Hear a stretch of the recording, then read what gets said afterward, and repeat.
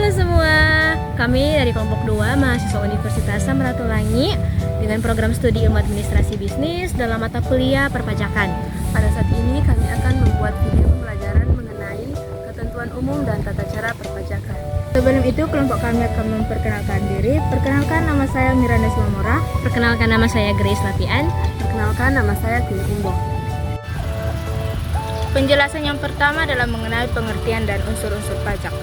Pengertian pajak dijelaskan dalam Undang-Undang Nomor 16 Tahun 2009 tentang perubahan keempat atas Undang-Undang Nomor 6 Tahun 1983 tentang ketentuan umum dan tata cara perpajakan pada pasal 1 ayat 1. Dijelaskan pajak adalah kontribusi wajib kepada negara yang terutang oleh orang pribadi atau badan yang bersifat memaksa berdasarkan undang-undang dengan tidak mendapatkan imbalan secara langsung dan digunakan untuk keperluan negara bagi sebesar-besarnya kemakmuran rakyat.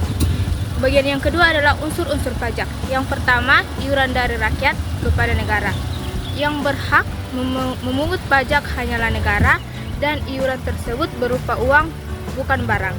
Dan yang kedua adalah berdasarkan undang-undang, yang dimana pajak dipungut berdasarkan atau dengan kekuatan undang-undang serta aturan pelaksanaan. Dan yang ketiga, tanpa jasa timbal atau kontraprestasi dari negara yang secara langsung dapat ditunjuk, dan dalam pembayaran pajak tidak dapat ditunjukkan adanya kontraprestasi individual oleh pemerintah. Dan yang terakhir, digunakan untuk membiayai rumah tangga negara, yaitu pengeluaran-pengeluaran yang bermanfaat bagi masyarakat lain. Oke, pada saat ini kita akan masuk dalam sifat pajak yang dapat diklasifikasikan berdasarkan beberapa sifatnya, yaitu pajak subjektif dan pajak objektif. Nah, berikut adalah penjelasan tentang kedua jenis pajak tersebut. Oke, kita masuk yang pertama, yaitu pajak subjektif. Pajak subjektif adalah jenis pajak yang didasarkan pada keadaan subjek pajaknya. Artinya, perhatian utama adalah pada individu atau entitas yang membayar pajak dengan memperhatikan keadaan diri wajib pajak. Sebagai contoh, ada pajak penghasilan atau PPh. PPh adalah contoh pajak subjektif. PPh dikenakan pada individu atau perusahaan berdasarkan penghasilan yang mereka terima. Besarnya pajak yang harus dibayar bergantung pada berapa banyak penghasilan yang diperoleh. Yang kedua, pajak objektif. Pajak objektif adalah jenis pajak yang berfokus pada objek pajaknya tanpa memperhatikan situasi atau keadaan wajib pajak. Perhatian utama adalah pada apa yang dikenakan pajak, bukan siapa yang membayar pajak tersebut. Sebagai contoh, ada pajak pertambahan nilai atau PPN. PPN adalah contoh pajak objektif. PPN dikenakan pada peningkatan nilai dari suatu barang atau jasa. Pajak ini akan tetap sama untuk semua orang yang membeli barang atau jasa yang sama tanpa memperhitungkan pendapatan atau keadaan mereka. Kita masuk dalam pengelompokan pajak. Pengelompokan pajak di Indonesia dapat dilakukan berdasarkan beberapa kriteria, yaitu yang pertama berdasarkan instansi pemungutnya. Pajak dapat dibagi menjadi dua kategori berdasarkan instansi yang memungutnya, yaitu yang pertama ada pajak pusat atau negara, dipungut oleh pemerintah pusat dan digunakan untuk membiayai pengeluaran negara. Contoh pajak pusat adalah pajak penghasilan atau PPh, pajak pertambahan nilai, pajak penjualan atas barang mewah, bea materai, dan pajak bumi dan pembangunan, perkebunan, perhutanan, dan pertambangan. Selanjutnya ada pajak daerah, dipungut oleh pemerintah daerah dan digunakan untuk membiayai pengeluaran daerah. Contoh, pajak daerah adalah pajak kendaraan bermotor, bea balik nama kendaraan bermotor, pajak bahan bakar kendaraan bermotor, pajak air permukaan, pajak rokok, pajak hotel, pajak restoran, pajak hiburan, pajak reklame, pajak penerangan jalan, dan lain-lain. Yang kedua, berdasarkan sifatnya. Pajak juga dapat diklasifikasikan berdasarkan sifatnya, yaitu yang pertama ada pajak subjektif, didasarkan pada keadaan subjek pajak seperti status pernikahan atau jenis kelamin. Contoh pajak subjektif adalah perbedaan perlakuan pajak terhadap wajib pajak yang menikah dan tidak menikah. Selanjutnya ada pajak objektif, didasarkan pada adanya objek pajak dan tidak memperhatikan keadaan subjek pajaknya. Contoh pajak objektif adalah PPN, yang dikenakan pada penjual dan tidak mempertimbangkan kemampuan penanggung pajak. Yang ketiga, berdasarkan golongan pajak juga dapat diklasifikasikan berdasarkan golongannya, yaitu pajak langsung, pajak yang dibebankan langsung kepada wajib pajak dan tidak dilimpahkan kepada pihak lain. Contohnya adalah pajak langsung adalah pajak penghasilan atau PPh, dan pajak tidak langsung adalah pajak yang pembebanannya dapat dialihkan kepada pihak lain. Contoh pajak yang tidak langsung adalah pajak pertambahan nilai atau PPN, di mana penjual dapat menggeser beban pajak kepada pembeli. Dengan demikian, pengelompokan pajak di Indonesia memberikan gambaran yang lebih jelas tentang jenis pajak yang berlaku dan cara pengelolaannya. Nah, kita masuk dalam fungsi pajak. Pajak memiliki beberapa fungsi yang sangat penting dalam pembangunan bangsa dan negara. Berikut ini adalah 4 fungsi utama pajak di Indonesia. Yang pertama, fungsi anggaran.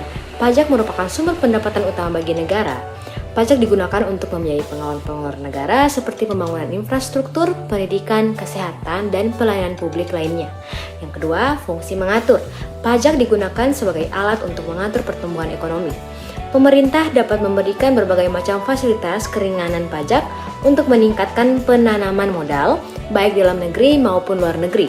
Sebagai contoh lainnya adalah menetapkan bea masuk yang tinggi untuk produk luar negeri untuk melindungi produksi dalam negeri.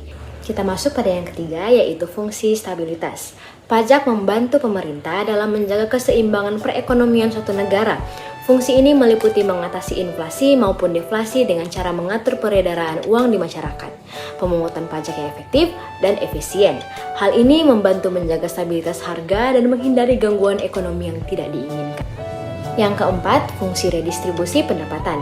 Pajak digunakan untuk membiayai kepentingan umum dan membuka kesempatan kerja yang akhirnya dapat meningkatkan pendapatan masyarakat. Pajak yang dipungut oleh negara digunakan untuk membiayai pembangunan dan kegiatan sosial seperti bansos, sehingga dapat mengurangi kesenjangan ekonomi dan meningkatkan keadilan sosial. Dengan demikian, pajak tidak hanya sebagai sumber pendapatan negara, tetapi juga sebagai alat untuk mengatur ekonomi, menjaga stabilitas, dan memperbaiki distribusi pendapatan. Ya, kita akan masuk ke dalam syarat pemungutan pajak. Agar pemungutan pajak tidak menimbulkan hambatan atau perlawanan, maka pemungutan pajak harus memenuhi syarat sebagai berikut. Yang pertama, pemungutan pajak harus adil, yang dimana sesuai dengan tujuan hukum, yaitu mencapai keadilan undang-undang maupun pelaksanaan pemungutan pajak. Harus adil dalam perundang-undangan, diantaranya mengenakan pajak secara umum dan merata, serta disesuaikan dengan kemampuan masing-masing. Sedangkan adil dalam pelaksanaannya yaitu dengan memberikan hak bagi wajib pajak untuk mengajukan keberatan, penundaan dalam pembayaran, dan mengajukan banding kepada pengadilan pajak. Yang kedua, pemungutan pajak harus berdasarkan undang-undang. Di Indonesia sendiri, pajak diatur dalam Undang-Undang 1945 Pasal 23 Ayat 2. Hal ini memberikan jaminan hukum untuk menyatakan keadilan baik bagi negara maupun warganya. Yang ketiga, tidak mengganggu perekonomian, yang dimana pemungutan tidak boleh mengganggu kelancaran kegiatan produksi maupun perdagangan sehingga tidak menimbulkan kelesuan perekonomian masyarakat. Dan yang keempat, pemungutan pajak harus efisien.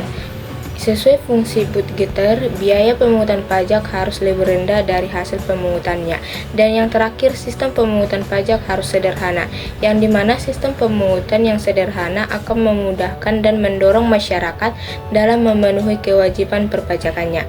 Syarat ini telah dipenuhi oleh Undang-Undang Perpajakan yang baru. Contohnya, yang pertama, biaya materai disederhanakan dari 167 macam tarif menjadi 2 macam tarif.